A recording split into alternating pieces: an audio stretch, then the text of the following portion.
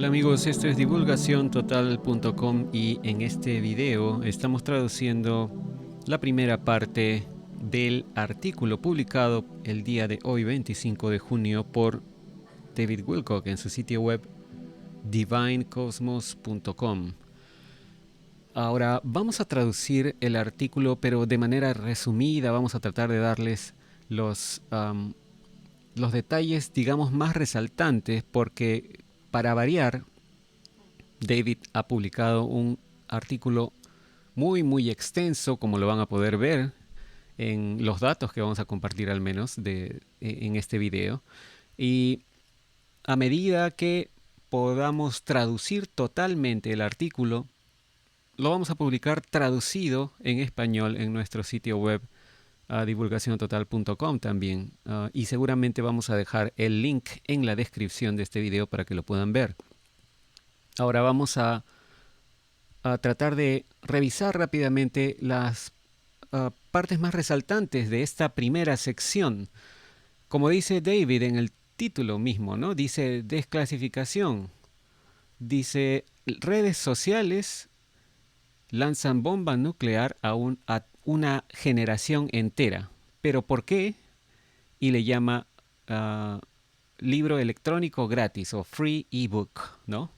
Porque este artículo, para variar también, David lo ha dividido en 6 secciones. Así que vamos a leer la sección 1 o tratar de repasar lo más importante de la sección 1 en este video para que tampoco no se haga muy larga la información, ¿no?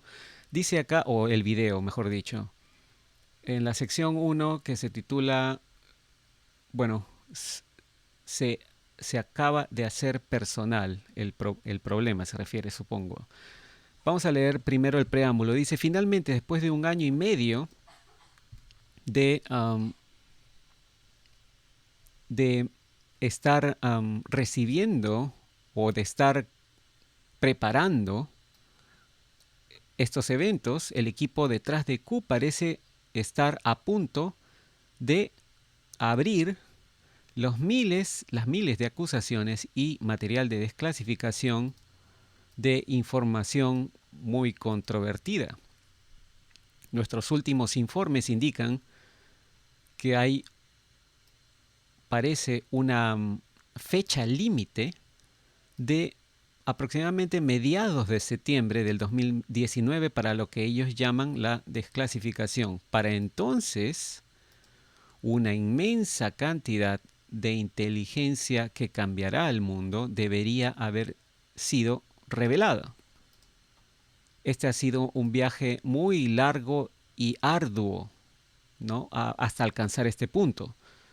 Pero la prueba de que un evento muy importante está a punto de ocurrir es absolutamente innegable una vez que revisamos cómo está la situación. Este es un libro, dice David, electrónico, de 51,000 palabras. Ni una sola palabra ha sido desperdiciada. Me ha tomado 9 días de esfuerzo sin parar y un documento de 258 páginas sin nada más que puros links seleccionados desde agosto del año pasado hasta el presente para hacer esto una realidad. Necesitábamos poner todos estos datos juntos en un solo lugar para que el mensaje en general no sea suprimido, bloqueado o marginalizado.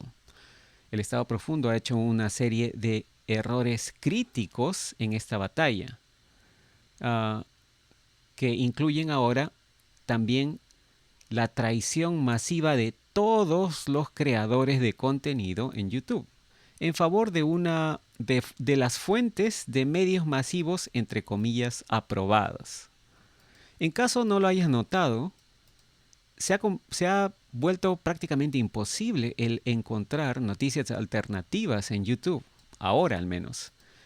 Y esto, YouTube dice, se ha convertido prácticamente en un basurero lleno de basura marcada, ¿no? Marcada con checks, refiriéndose a los usuarios de YouTube que tienen el check de usuarios, digamos, confirmados o muy populares, ¿no? Que creo que YouTube, si no me equivoco, le da a los canales que tienen más de 1 millón de suscriptores un check.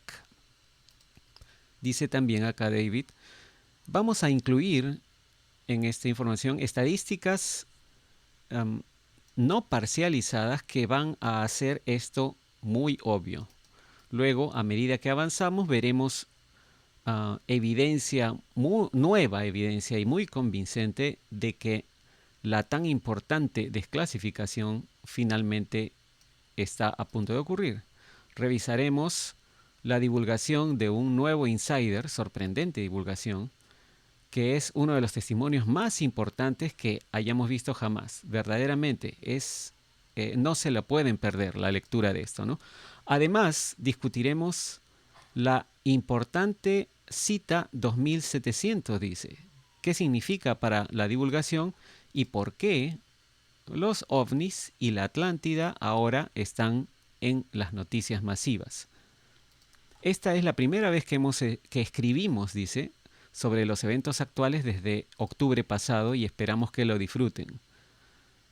Cada evento actual, cada pieza de los eventos actuales ha sido escrita desde la Navidad del 2017, o cada artículo se refiere, ¿no? Y ha tenido prácticamente 4 millones de vistas o más. Se refiere a sus artículos recientes desde esa fecha.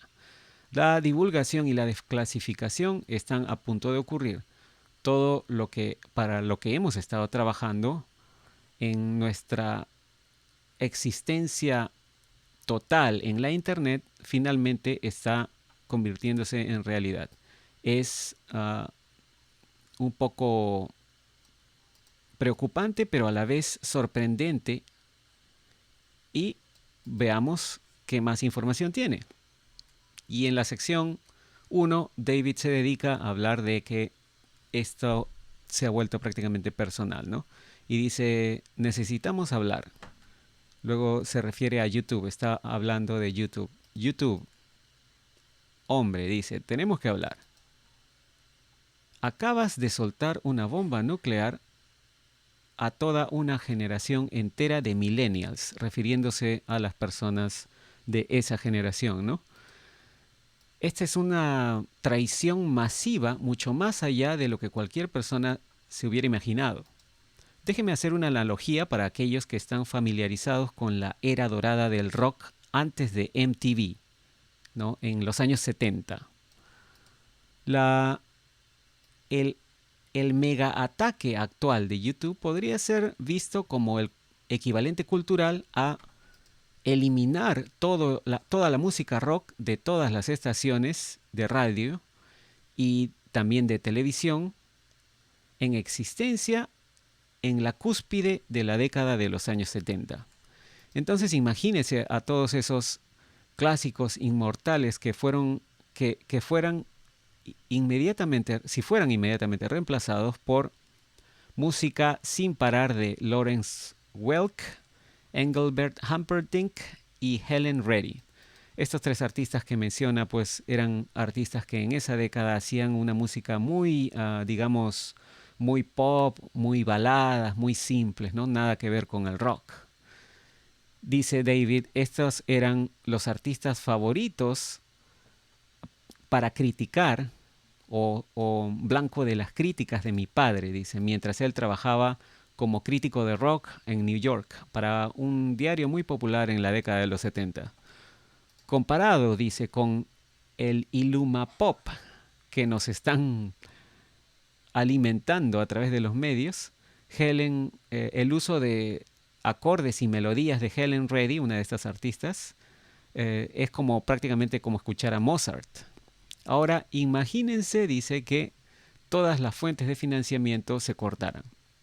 Entonces, vayamos un paso más allá. Imagínense que después de destruir toda la transmisión por radio de ese tipo de música, del rock que estaba en su apogeo en los 70s, se corten todas las fuentes de financiamiento a los mismos músicos de inmediato.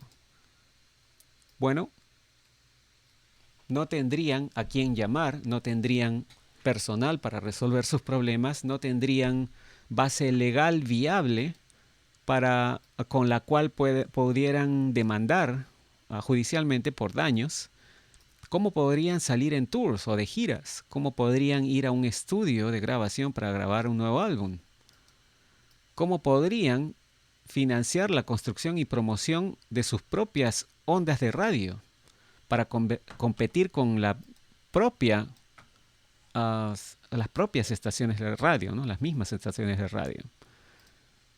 Hubieran todos sido forzados a dejar de escribir los hits, los éxitos que conocemos ahora y que nos gustan tanto, ¿no? Esas obras maestras históricas del rock. Y en vez de eso, quizás hubieran tenido que ir todos estos músicos a buscar empleos regulares.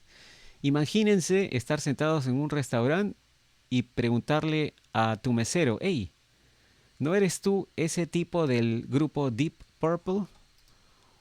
¿Qué pasa cuando una sociedad y sus visionarios creativos son completamente traicionados y los dejan morir?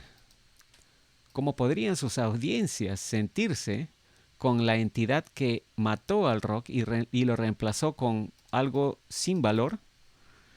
Esto pareciera una exageración, dice, ¿no? En caso que no estés enterado del mundo de YouTube, esto podría parecer una gran exageración, pero realmente no lo es.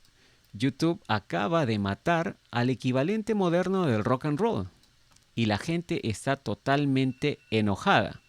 Esto es solo el comienzo. Y como a menudo necesitamos hacerlo, esta fase inicial, dice, de la historia se expandirá a una mega conspiración muy interesante a medida que vas leyendo, ¿no? YouTube se ha convertido en PooTube, como dice él en inglés, ¿no? Es como decir PupuTube o algo así, ¿no? Por no decir la palabra que empieza con M. Es decir, un MySpace de propaganda controlada por los medios masivos que te la ofrecen en un brillante tazón blanco gratuitamente sin necesidad de suscribirte. En la Rusia de Stalin nadie tenía dinero para comprar libros, pero la propaganda era gratis. Esta es una historia muy común a través de la historia de la humanidad, ¿no? La historia del pan y los circos. Entonces, después continúa diciendo, mientras este video se mantenga en la internet, les recomiendo mucho que lo bajen y lo descarguen y lo vean, ¿no? Mientras está aún en el tazón o en el bowl de YouTube. Los primeros 22 minutos son un montón de pedazos de videos de youtubers, estrellas de YouTube que tienen muchos seguidores y que todos se quejan de esta traición masiva que su generación entera acaba de sufrir. Y aquí está el link al video de YouTube, ¿no? En términos históricos, dice David, es difícil siquiera imaginarse las ramificaciones del traicionar a un alma creativa, al alma creativa de una generación entera, ¿no? Y descabezar a todas sus estrellas en una ejecución masiva virtual. Realmente es muy enfermo, ¿no?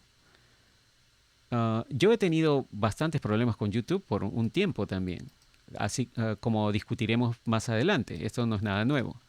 Los videos independientes están tan enterrados por el contenido de los medios masivos que toda la diversión se ha extinguido. Y obviamente las ganancias han bajado también drásticamente.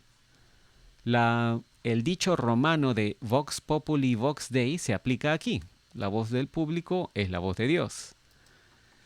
El enojar al público tanto que el quitarle su fuente principal de pasión creativa y disfrute y arruinar a sus héroes es un movimiento que no haces a menos que sientas que no tienes ninguna otra opción. Esto es efectivamente un salto suicida. Sacrificar la buena intención del público con la intención de que una mega plataforma entera solamente sirva a un propósito aún no visto. Esto fue claramente una decisión y a medida que avanzamos exploraremos las probables intenciones, motivos y oportunidad por las cuales esto ha sido hecho. En la era dorada del rock podrías comprar un instrumento, aprender a tocarlo, juntarte con unos amigos y pasar un buen tiempo, ¿no? Soñando el estrellato. La curva de aprendizaje era prácticamente muy fácil. El tocar rock en batería era muy básico. Solíamos llamarle el dum chick beat o el ritmo dum chick, como dice en estas onomatopeyas en inglés. Por eso es que existía la famosa o la infame broma, ¿no? ¿Cómo llamas al tipo que le gusta pasar tiempo con muchos músicos? Lo llamas baterista. La mayoría de líneas de bajo no son difíciles de tocar a menos que estés tocando art rock o jazz fusión. El reto más grande era tocar bien, ¿no? Tocar unos patrones muy simples y repetitivos y tocarlos al compás sin apurarse.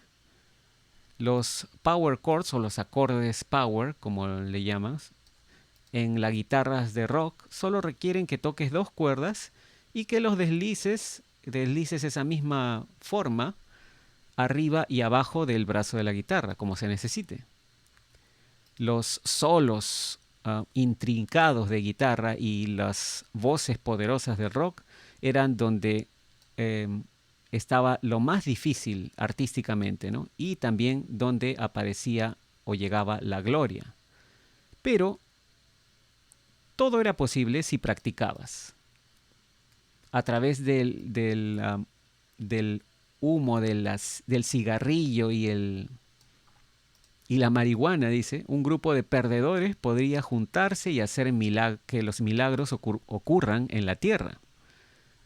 Si tu banda o tu grupo podía atravesar todo lo que era el sexo, las drogas y las peleas, podrías empezar a tocar conciertos cada vez más grandes y hacer una cantidad decente de dinero y disfrutar una buena vida.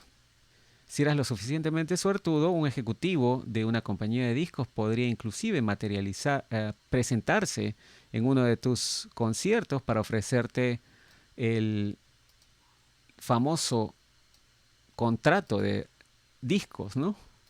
Todos los días mi padre recibía cajas y cajas de álbums de grupos de rock que acababan de ser contratados de los sellos Atlantic, Arista, Capitol, CBS, Columbia, Elektra, EMI, Geffen, Polydor, RCA, Sony, Warner y muchos más, ¿no? Recibía todos estos álbumes vía UPS o UPS. Los discos eran gratis, ya que todo lo que querían era que mi papá escriba sobre sus grupos, sobre sus bandas. Y debo admitir que era un fenómeno sorprendente. Todo nuestro basement, dice, nuestro sótano estaba prácticamente convertido en un baúl del rock. Cientos de pies de álbums apilados hasta 4 niveles en los estantes que teníamos allí. Miles de grupos aparecieron y se fueron sin ser siquiera notados, pero al menos pudieron obtener contratos de grabación de discos y hasta cierto grado tener cierta exposición y diversión. También fui lo suficientemente suertudo para conocer cientos de músicos de los más famosos, ¿no? Con, con mi padre detrás de escena y poder experimentar su sueño de primera mano. Robert Plant, el famoso cantante de Led Zeppelin, ¿no? Fue el único que me dejó sorprendido en silencio mientras yo estaba parado como a 2 pies de él y nunca le dije ni una palabra. YouTube es muy similar, dice David, ¿no? YouTube se ha convertido en el equivalente del sueño de rock and roll para la generación joven, de jóvenes. Piensen en esto como la visión brillante de la gloria que danza en la mente de uno mientras uno está soñando, ¿no? Lo mejor de todo, no necesitas educación musical y no tienes tampoco que hacer conciertos o tocar solos de guitarra muy complejos, ¿no? Solamente tienes que empezar a hacerlo y envolverte. Con una muy pequeña curva de aprendizaje puedes abrir un canal, empezar a hablar a tu teléfono o a tu computadora, a tu laptop, editar tus videos, descubrir dónde está el botón para cargarlos y disparar hacia las estrellas.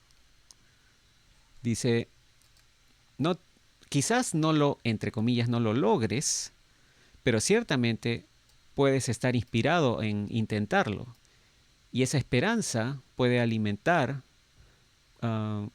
una gran cantidad de enojo adolescente también. El saber que el éxito es al menos, dice, posible teóricamente, es lo que te mantiene intentándolo. Es el equivalente moderno de lograr un contrato de discos.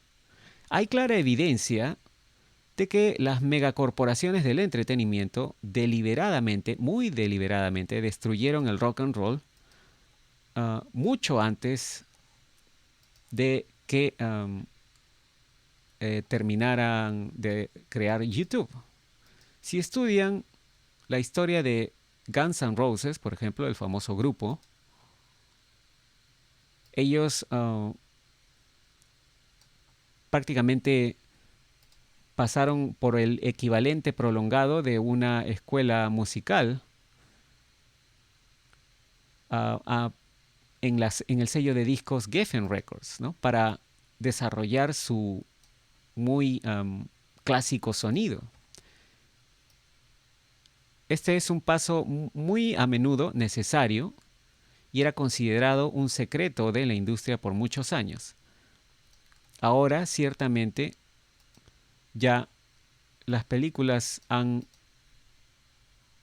pues obviamente, demostrado cómo funciona todo esto. Varios documentales, como por ejemplo ese que se llama Muscle Shoals, revelan que muchos, si no la mayoría de grupos, no tocaban en sus propios discos.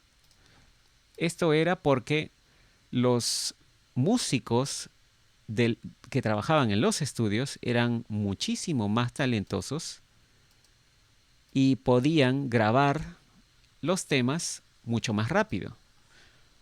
Otro ejemplo, el sonido entero de, por ejemplo, Motown, esta famosa sello de discos donde se promocionaron muchos artistas de raza negra, emergió de un solo grupo de artistas conocidos como The Funk Brothers.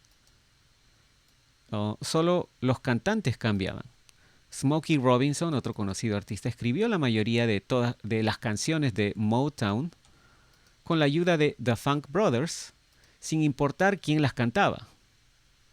De manera similar, el West Coast Sound, o el sonido de la costa oeste, y muchos otros artistas diferentes fueron también manejados por un solo grupo de músicos llamados The Wrecking Crew. He visto innumerables conciertos de rock con mi padre y observé de primera mano cómo los grupos estaban, de hecho, aprendiendo su propio material mientras lo tocaban estando en gira. En ese momento no me di cuenta de lo que ocurría, pero definitivamente noté que sonaban mucho menos afiatados, entre comillas, que las grabaciones de estudio. Los grupos no solo aparecían de la nada y sonaban muy bien, ¿no? Como regla general. Jimmy Page fue un músico de sesión que no recibía crédito, pero muy prolífico, antes de formar el grupo Led Zeppelin. Y Toto, este famoso grupo, fue un grupo de músicos de sesión, también músicos de estudio, ¿no? Que se juntaron. Toma toda una industria entera el financiar y desarrollar, entre comillas, a los artistas, ¿no? Para convertirlos en lo que son después, ¿no? Si la industria no elige más en invertir en desarrollar artistas, entonces la música misma muere. Y eso es lo que ha ocurrido. Desde los años 90 ha habido prácticamente muy poca o ninguna financiación o financiamiento, desarrollo, promoción o exposición inclusive de nuevas bandas de rock de real prominencia, ¿no? Al menos hay muy pocos ejemplos como Papa Roach. Esto le quita el incentivo a la gente de juntarse y hacer declaraciones musicales transformativas socialmente, como vimos a fines de los años 60, por ejemplo, con el famoso Festival de Woodstock.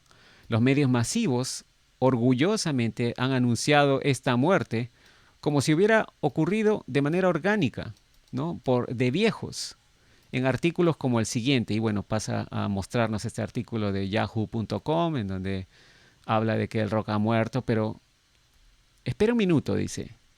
Vean esto, los millennials claramente están escuchando el catálogo de rock de la era dorada para escuchar las canciones que quieren escuchar. Y pone otro artículo de metro.co.uk que dice que los millennials prefieren música de los 60s a los 90s, de la era dorada de la música.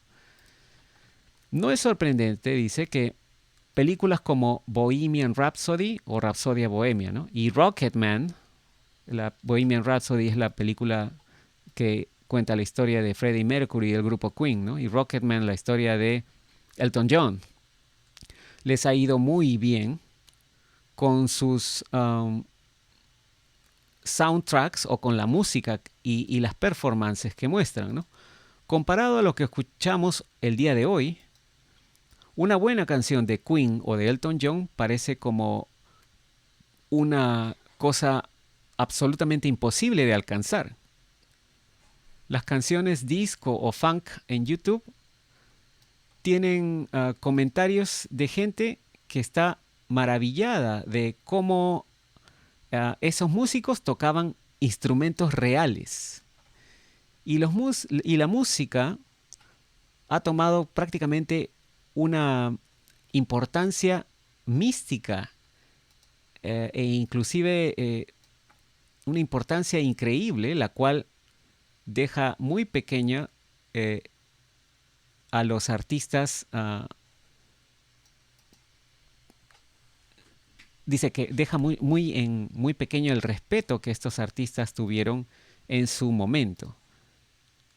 Espero que una película similar de Billy Joel aparezca no en mucho tiempo, dice también, ¿no? Ya que él es uno de los músicos o de los artistas que más ha vendido en el mundo.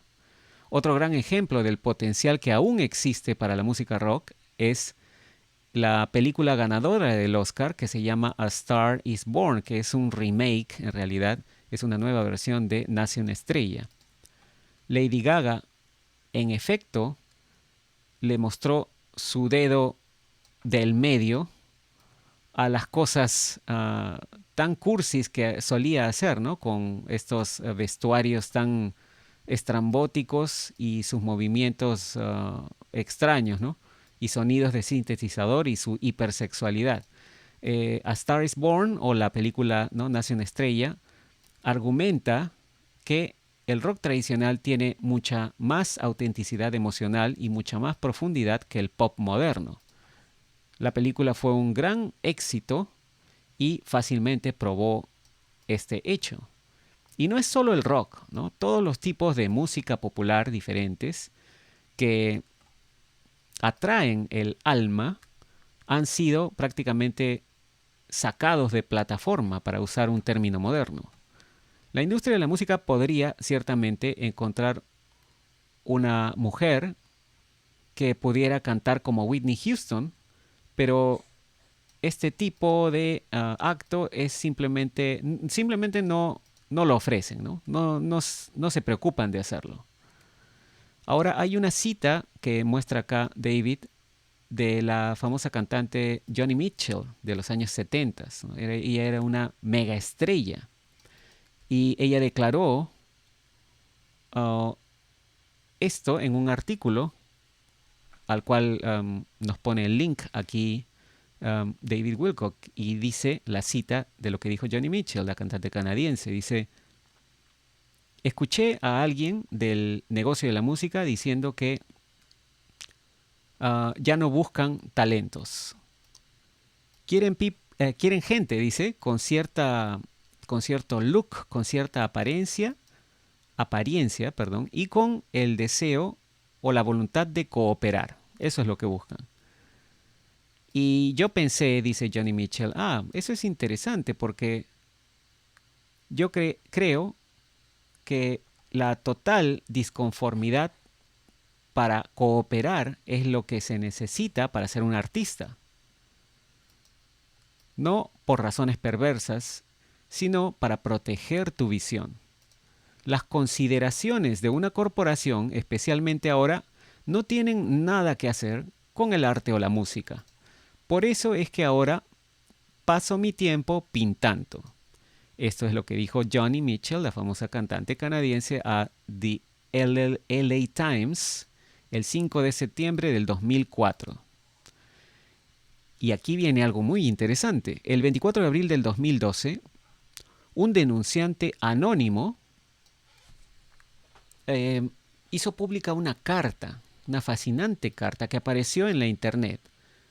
Y esto venía supuestamente de un ejecutivo de la música. Él denunciaba que él era alguien que tomaba decisiones en una de las compañías mejor establecidas en la industria de la música a fines de los años 80 y comienzos de los años 90. En esa carta él describe una reunión privada y cerrada con un pequeño grupo de insiders de la industria de la música a la cual también él fue llamado, ¿no?, en 1991. Dice que allí habían algunos caracteres muy sombríos, personajes muy sombríos, que ninguno de sus colegas reconoció. Y bueno, nos pone el link a lo que dice este artículo del sitio web Hip Hop is Read del 2012. Dice: la reunión se llevó a cabo en una residencia privada en las afueras de Los Ángeles. Recuerdo que habían más o menos 25 o 30 personas allí. La mayoría de ellos eran rostros familiares. Hablando con aquellos que conocía, estábamos bromeando sobre el tema de la reunión, ya que a muchos de nosotros no nos importaba la música rap, ¿no? Y no veíamos cuál era el propósito de ser invitados a una reunión privada para discutir su futuro. Entre los asistentes había un pequeño grupo de rostros no familiares que se mantuvo como aparte, como alejado, y no hizo ningún intento de socializar más allá de su propio círculo. Basado en su comportamiento y sus apariencias formales, no parecían ser de nuestra industria. Y bueno, David Wilcock dice después que a todos los que estaban en la reunión les pidieron firmar un NDA, que es un Non-Disclosure Agreement, un acuerdo de no divulgación. Cuando se presentó esto, algunos dejaron el lugar inmediatamente, pero el insider que denunció esto se quedó por curiosidad.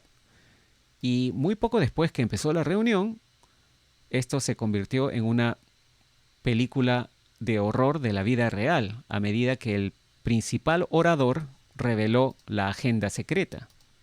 Y continuamos con otra cita del artículo. Dice, este sujeto rápidamente cambió, dice el tema. El tema cambió rápidamente a medida que el orador nos decía que las compañías, las respectivas compañías que representaban, tenían inversiones en una industria muy rentable, la cual podría convertirse en incluso más rentable con nuestra participación activa. Él explicó que las compañías para las que trabajaban habían invertido millones en la construcción de prisiones privadas y que nuestras posiciones de influencia en la industria de la música podrían en realidad impactar la rentabilidad de esas inversiones. Él nos dijo que, esto es clave, ya que nuestros empleadores se habían convertido en inversionistas silenciosos en este negocio de las prisiones, era en nuestro mejor interés y en su propio interés que nos aseguremos de que esas prisiones se mantengan llenas. Y aquí lo clave también. Nuestro trabajo sería ayudarlos a que esto ocurriera al promover música que a su vez promueva el comportamiento criminal, siendo la música rap la música elegida. Él nos aseguró que esto sería una muy buena situación para nosotros, porque la música rap se estaba convirtiendo en un mercado muy rentable para nuestras compañías. Y como empleados, también podríamos comprar acciones personales de las prisiones. Y David dice, esto fue prácticamente visto como una escena de película. Podrías esperar quizás que que todos se comiencen a reír, ¿no? O a sobarse las manos, ¿no? Felicitándose entre los comillas, ¿no? Entre comillas, los hermanos Illuminati. Pero no ocurrió eso. Continúa la historia de este insider. Dice, inmediatamente toda la habitación quedó en silencio. No podías escuchar una aguja cayendo al piso. Recuerdo haber visto alrededor para asegurarme que no estaba soñando y vi a la mitad de los asistentes, de las personas allí, con la boca muy abierta. Y mi sorpresa fue interrumpida cuando alguien gritó, «Esto es una maldita broma». En ese punto las cosas se volvieron caóticas. Dos de los hombres que eran parte del grupo no familiar, agarraron al hombre que gritó e intentaron sacarlo del lugar. Unos cuantos de nosotros, y me incluyo yo mismo, tratamos de intervenir. Uno de ellos sacó una pistola y todos retrocedimos. Nos separaron del resto de las personas y los cuatro fuimos escoltados afuera del lugar. Mi colega de la industria que nos había llamado para la reunión, se apuró en darnos el alcance y nos recordó que habíamos firmado estos acuerdos y que sufriríamos las consecuencias si hablábamos al respecto públicamente o incluso con los que habían asistido a la reunión. Le pregunté que por qué estaba involucrado en algo tan corrupto. Y esto es clave también. Y él me contestó que esto era mucho más grande que el negocio de la música y que nada que quisiéramos podría dice, y que no podríamos hacer nada en su contra sin enfrentar las consecuencias. Eso es lo que dice, ¿no? Y bueno, dice después David que esta carta causó una gran controversia cuando apareció en el año 2012 y muchos lectores simplemente no lo podían creer, no creían que era cierto, era demasiado horrible, ¿no? Basado en lo que sé, dice David, la gente que he conocido y los datos que he estudiado, esto definitivamente no parece ser una mentira. Esto tiene varias, entre comillas, marcas que busco para distinguir el testimonio de un verdadero insider de historias de ficción. Después de eso, otros han continuado haciendo investigación y han descubierto que los accionistas principales de las compañías de la industria de la música son, en efecto, los inversionistas principales en las prisiones privadas también. Y aquí hay un artículo de otro sitio web que se llama raprehab.com. Dice, el año pasado, Corrections Corporation of America, o CCA, el nombre más grande en la industria de las prisiones privadas, contactó a 48 estados de los Estados Unidos ofreciéndoles comprar sus prisiones. Una condición de la elegibilidad para estos tratos fue particularmente extraña: que se aseguraran de que el socio de la agencia mantuviera una población de prisioneros suficiente para mantener un mínimo de 90% de prisioneros durante el término del contrato. 90% es lo que los estadounidenses leyeron, vieron y escucharon, y esto era controlado a través de los medios masivos, de las compañías de medios masivos, que son solamente 6 en los Estados Unidos, ¿no? Dice después también aquí el artículo que PBS, que es una de las cadenas de los Estados Unidos, describió que el conglomerado que determina qué información es diseminada al público es en realidad una red de relaciones de negocios que ahora define los medios y la cultura de los Estados Unidos. Es decir, relaciones de negocios.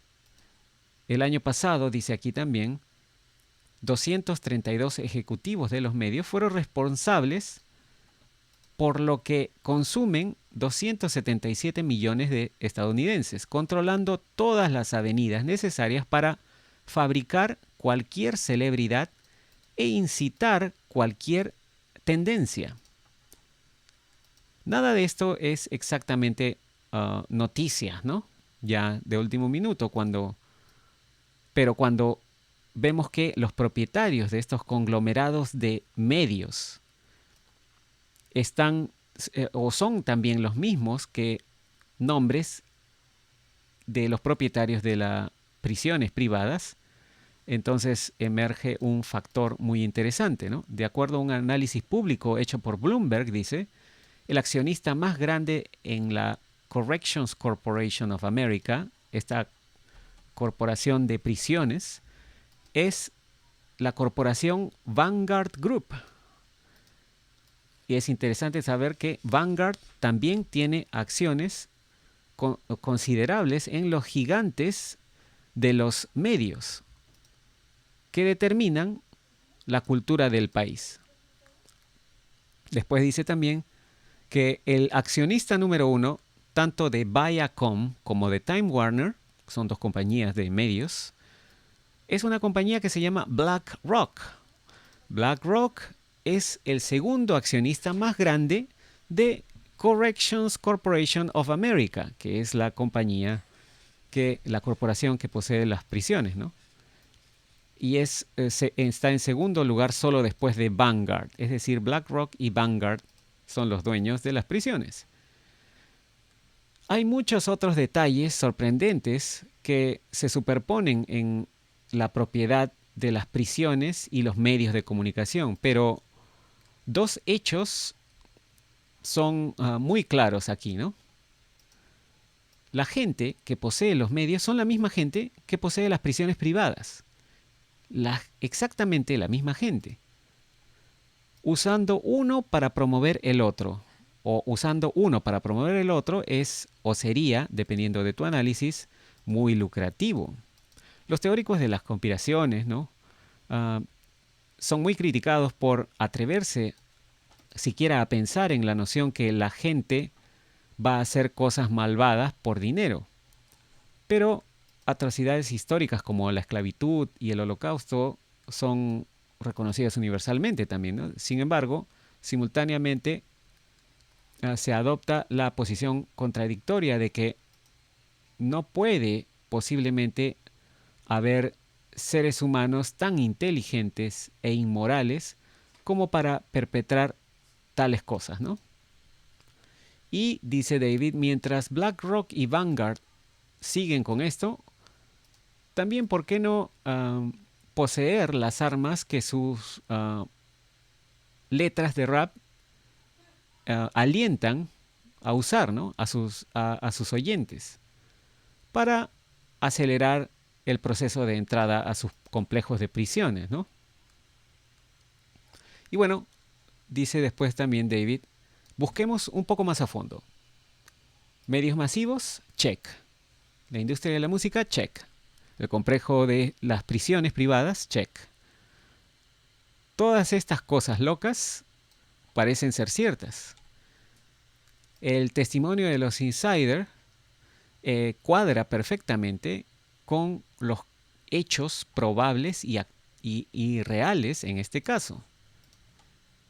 Si esta supuesta reunión en realidad ocurrió, entonces estamos viendo algunas de las conexiones más siniestras entre corporaciones que aparentemente son completamente diferentes, ¿no? En efecto, esta supuesta reunión en 1991, después de esta reunión, en 1991, dice David, la totalidad de la industria de la música rap cambió para promover violencia y abuso de drogas por 28 años. No nos olvidemos que la música negra en los años 60, 70 y 80, tales como la música que salía de Motown y la música disco, era casi siempre con letras que hablaban de amor. Así que, bueno, después, más abajo dice David, en este horrible plan, si este horrible plan es en efecto real, ¿qué pasa cuando analizamos los principales inversionistas que hay en Facebook y en Alphabet? La compañía Alphabet o Alfabeto, ¿no? Es la compañía padre de Google, ¿no? Y bueno, aquí nos pone un link de Bloomberg que dice, las firmas, se refiere a BlackRock y a Vanguard, están entre los accionistas más grandes de algunas de las compañías más grandes del mundo en un rango diferente de industrias, incluida la compañía padre de Google, que es Alphabet Incorporated, y Facebook Incorporated. En tecnología, esto es hablando de tecnología, y también en prestamistas o financieras como Wells Fargo. Y en este otro artículo de CNBC dice, puntos clave. Los accionistas más grandes de Facebook son Vanguard, Fidelity, BlackRock y State Street. Dice David, esto es lo que los insiders llaman integración vertical, ¿no? O vertical integration. Las mismas firmas que poseen los medios masivos y la industria de la música también poseen a los gigantes de las redes sociales, Google y YouTube.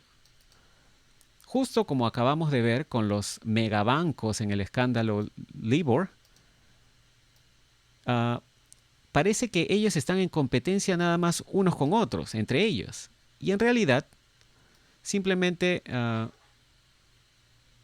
son diferentes ramas con una única y más grande corporación detrás de ellos, ¿no? Y este directorio que se interpone unos con otros es lo que muchos ahora llaman el Estado profundo. ah, pero también los llaman de muchas otras maneras, ¿no? Dice acá también la repentina unión de YouTube y los medios masivos hace mucho o tiene mucho más sentido cuando entiendes o comprendes que están poseídos en realidad o los dueños son las mismas entidades. ¿Cuáles son los cuatro grandes? Dice BlackRock, Vanguard, Fidelity, y recordemos que esta Fidelity Investments, ¿no? Es una compañía de inversiones, tiene, dice, en el logo tiene una pirámide con una punta en el lado izquierdo, como ven ahí, ¿no? Y State Street, estas cuatro compañías, efectivamente controlan la economía de los Estados Unidos, así como también mucho del resto del mundo. Aquí hay un link al sitio Ron Paul Forums, en donde dice, hay cuatro fondos de inversiones, los cuatro grandes, ¿no? Que controlan la economía de los Estados Unidos. Y dice BlackRock, Vanguard Group, State Street y Fidelity. Las 8 compañías más grandes financieras en los Estados Unidos, JP Morgan o JP Morgan, ¿no? Wells Fargo, Bank of America, Citigroup, Goldman Sachs, Bancorp, Banco de New York, Mellon and Morgan Stanley, todas son 100% controladas por 10 accionistas. Los 4 grandes son los principales accionistas en estas 8 instituciones financieras. Como resultado, la Reserva Federal, que es obviamente privada, ¿no? De propiedad privada, y debemos recordar que es la que imprime los dólares de los Estados Unidos, está controlada por los 4 grandes. Luego dice acá, la generación más joven prácticamente ha perdido el interés en la televisión de las corporaciones y las celebridades en este punto. A diferencia de otras eras, ya no los alimenta la música popular que, entre comillas, la gente joven supuestamente debería gustar, simplemente porque las megacorporaciones no se los dicen, no se las muestran. La música rock fue un escape, un gran escape social y una herramienta terapéutica, y discutiblemente ha sido también asesinada por las 4 grandes, a pesar de su innegable o de su innata rentabilidad. Pero eso no le quitó a la juventud la chispa de la inspiración. Simplemente todos migraron al mundo instantáneo del algo así como del hombre orquesta, ¿no? O al mundo de YouTube, como dice David, ¿no? La gente más chévere, la gente más excelente, todos estaban en YouTube, o al menos estaban, dice. No necesitas aprender ningún instrumento, ni necesitas juntarte con otras personas, y puedes hacerte viral, dice entre comillas, ¿no? Y convertirte en una sensación de la noche a la mañana sin ni siquiera preocuparte de conseguir un contrato de discos. Si tu canal despega, en realidad puedes hacer suficiente dinero, dice, para sobrevivir. Incluso a pesar que Alphabet, Google y YouTube, de manera muy callada, se agarra la otra mitad de tu cash. Quizás fue el cinismo de mi generación X, dice David, o mi innata sospecha de que era solo cuestión de tiempo antes de que me ajusten la soga en YouTube. Debo admitirlo. Dejé YouTube o ignoré a YouTube y estuve ausente. Y el éxito ocurrió a pesar de mis acciones, no debido a ellas. Me sentí increíblemente traicionado y no apoyado por esta plataforma todo el tiempo por razones que discutiremos. Esto, por lo tanto, será la primera de 2 secciones personales del artículo, si es que estás interesado. De otra manera, puedes saltarte esto y ver e ir a la sección 2, dice, ¿no? La historia es tan loca como te la puedas imaginar, y te pido que trates de visualizar cómo sería para ti el que en realidad atravieses por todo esto. No hubo amor, no hubo inspiración, no hubo deseo, para mí en participar en YouTube. Estaba consciente de que algo estaba seriamente mal mucho antes del actual cambio de planes, ¿no? O de lo que está ocurriendo ahora, ¿no? Y de que ocurriera esta traición masiva. Por años mostré quizás, o cargué quizás en mi canal 1 o 2 videos al año. Eso era todo. Aún hasta el momento, solamente tengo 31 videos en mi canal. Literalmente cientos y cientos de copias robadas de mi material circulaban por YouTube. Eran copias robadas, ¿no? O piratas de conferencias, de programas de radio y de otros episodios. La mayoría era contenido robado y esto habría hecho imposible para mí el poder vivir de esto al hacer mis propios videos. Los videos robados, dice, siempre estaban monetizados, algunas veces hasta un extremo perverso. Y como eventualmente descubrí, alguien estaba poniendo links o enlaces a pornografía infantil en muchos de estos videos. Esta es la primera vez que me siento lo suficientemente seguro para por fin revelar lo que estuvo pasando con la ayuda de documentación totalmente legal, como verán. El dinero de la publicidad estaba yendo a una cuenta de banco real, lo cual hubiera sido totalmente rastreable y hubiera sido fácil tomar acción para una persona real, ¿no? Incluso con la ayuda de abogados señalando la gravedad de los crímenes involucrados, no pudimos hacer absolutamente nada. La cantidad de dinero involucrada en este robo era de muchas crímenes, prácticamente, ¿no? Probablemente en millones de dólares. Pero la gente aún así veía los videos que tenían una línea de 30 o más publicidades, ¿no? Las pequeñas publicidades que se ponen en YouTube, todas una detrás de otra en la línea de tiempo de los videos como una formación militar, ¿no? Hasta que me uní a una red el año pasado que se especializa en contenido alternativo, fue literalmente imposible para mí el poder hacer que AdSense, el sitio web que paga la publicidad a los creadores de contenido, funcione para mí. Estuve perpetuamente esperando por una postal de validación en el correo que nunca llegó a mi casa y literalmente no había otra manera de empezar. Y como veremos en la sección número 2, casi inmediatamente después de que por fin pude hacer que esto funcionara en febrero pasado con la red de creadores, me sacaron de YouTube nuevamente.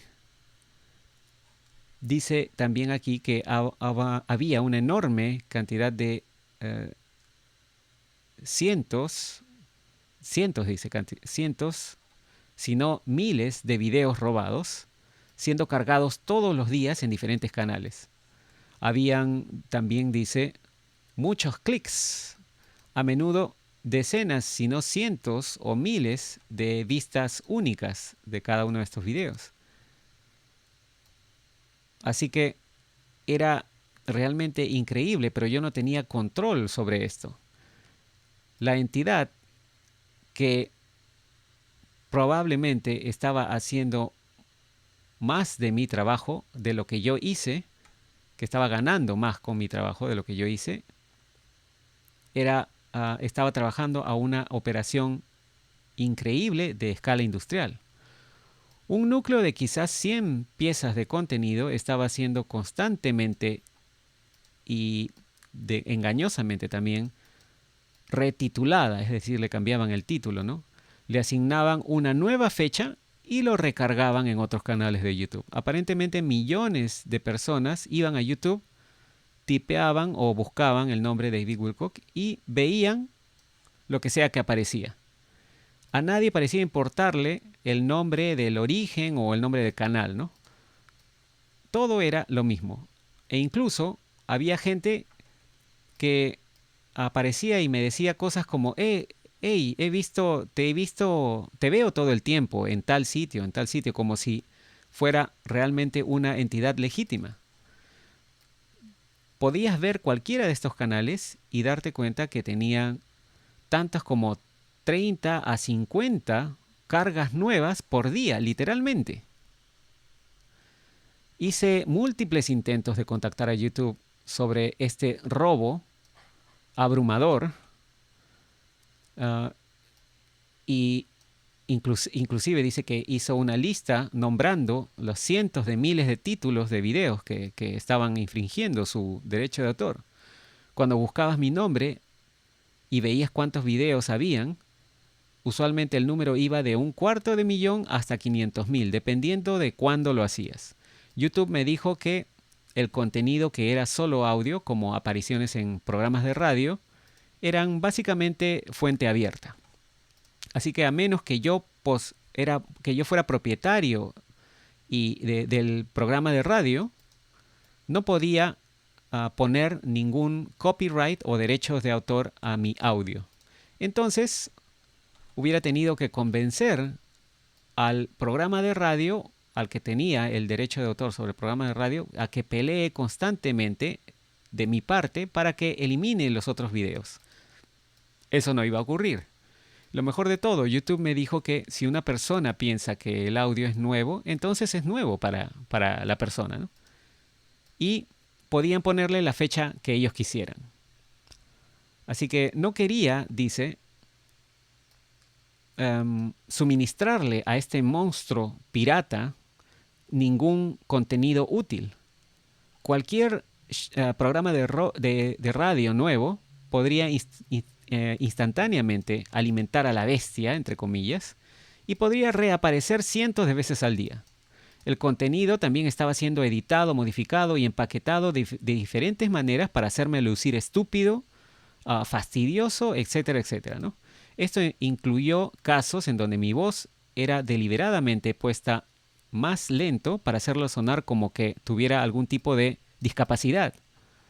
Los programas de radio que no estaban protegidos, a los cuales asistí,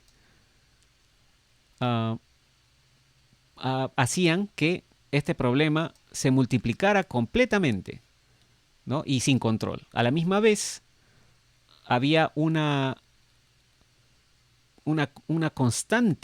constante flujo de ataques en video, a la mayoría anónimos y difamatorios, ¿no? Salvajemente difamatorios. Mi audiencia se estaba volviendo muy enojada.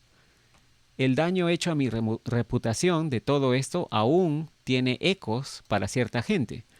Mucha gente estaba diciendo, oh, David es tan avaro, ¿no? Miren a toda su publicidad que pone, ¿no? ¿Y por qué está constantemente recargando todos sus videos viejos, ¿no? Con fechas que no concuerdan, ¿no? Para hacer dinero. En el segundo caso, la respuesta misma contenía la aparente... la pregunta misma contenía la aparente respuesta, ¿no? Así que solo me quedaban dos opciones, dice. Como resultado, rechacé el mostrar cualquier audio, tales como programas de radio, al menos que el conductor tenga verificación de contenido, ¿no? De identificación de contenido, y pudiera en realidad pelear contra las copias piratas. Así que esto me dejó prácticamente con dos opciones, ¿no? El programa de show de Coast to Coast AM con George Noory y Fade to Black con Jimmy Church. Al menos de esa manera, cuando los programas de radio eran robados, y los robaban constantemente, dice, al menos en teoría era posible que eliminen los videos copia. Hace poco, YouTube acaba de desmonetizar el canal de Jimmy Church por un buen periodo de tiempo. Su excusa fue que tenía demasiados videos en su canal que reaparecían en todo YouTube. Y todos estos eran sus programas conmigo. Así que tuve una lucha muy horrible tratando de convencerlos de que en realidad la fuente original, esto lo tuvo, Jimmy Church, ¿no? Tuvo una horrible lucha con YouTube tratando de convencerlos de que él era la fuente original de este cáncer que crecía tan rápidamente, ¿no? Y bueno, después pasa a mostrar que fue totalmente abrumador y pasa a contar también lo que le pasó con esta persona que estuvo recargando muchos de sus videos en su propio canal, en un canal pirata, e incluso hizo que el canal original de David en YouTube fuera eliminado. Este pirata logró que el canal de David fuera eliminado acusándolo de haber copiado su propio material. Y bueno, felizmente, después de un tiempo, David comenta también cómo pudo recuperar su canal tratando de hacer contacto con YouTube, lo cual fue muy difícil, inclusive tuvo que utilizar abogados. Y bueno, hay mucha información más aquí que estaremos seguramente detallando ya de manera escrita en nuestro sitio web divulgaciontotal.com a medida que tengamos el, el artículo terminado, ¿no? Incluso habían links, como dice David, en el canal del pirata, habían links a imágenes que parecían indicar algún tipo de pedofilia o algún tipo de pornografía infantil, ¿no? Así que, bueno, como dijimos, vamos a tratar de publicar esto lo más pronto posible en divulgaciontotal.com para que tengan todo el detalle y en otro video trataremos de hacer un pequeño resumen también de la parte 2, ¿no? Ahora vamos a dejar esto aquí porque ya tenemos más de una hora en este video y como siempre trataremos de cubrir esta información lo más rápido posible porque está muy interesante. Suscríbanse al canal Divulgación Total en YouTube. Síganos en divulgaciontotal.com, que es importante, ese es el medio más seguro que vamos a tener para comunicarnos en caso de que nos saquen de cualquier plataforma. Suscríbanse también a Ileana Historias, que está publicando videos muy interesantes. Síganos en Facebook y en Twitter y nos comunicaremos en nuestra próxima transmisión. Como siempre, muchas gracias y hasta entonces.